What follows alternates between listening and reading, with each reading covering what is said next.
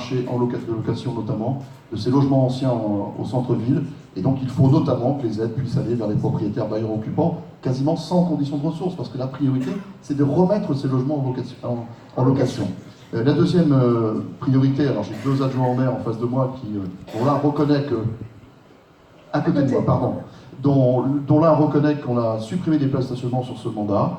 Aujourd'hui, le stationnement est une préoccupation des Lorient-Tais, des commerçants, pour le centre-ville, pour l'accès.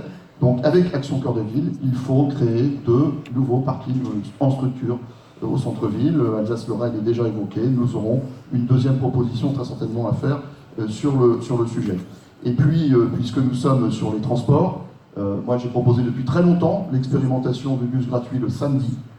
Si nous voulons à la fois faire de l'économie et de la transition écologique, eh bien, c'est une idée qu'il faut promouvoir, et je suis très heureux de constater qu'il y a au moins un des candidats, Laurent Compacité, qui rejoint cette idée. Très bien, tant mieux.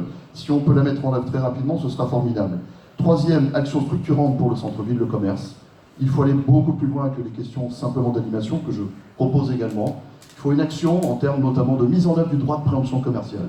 Il faut vraiment qu'on prenne maintenant quelques rues particulières du centre-ville où on dit que systématiquement la ville va intervenir pour remettre là aussi des cellules commerciales vacantes sur le marché de la location pour répondre aux défis des zones périphériques.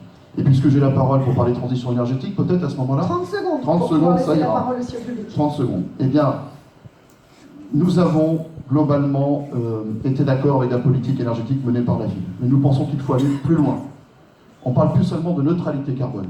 Nous devons nous viser un objectif d'autonomie énergétique d'ici 2050. Parce que les décisions que nous prenons aujourd'hui, en termes notamment de construction de bâtiments, ce sont des décisions qui vont nous engager effectivement pour 30, 40, 50 ans.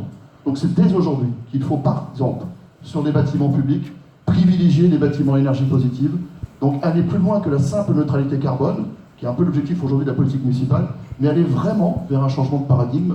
Et le changement de paradigme, c'est l'autonomie énergétique de notre point de vue d'ici 2050. Ça nous paraît être un objectif majeur, en plus d'un mix énergétique qui doit aller au-delà des simples chaufferies bois, parce que je ne suis pas un spécialiste de la question, mais comme tout à chacun, j'ai appris que la combustion du bois, c'est aussi du carbone, des particules fines, et que ce n'est peut-être pas la seule solution, en tous les cas loin de là, qu'il faut mettre en œuvre. Il faut mixer. Merci à tous les trois.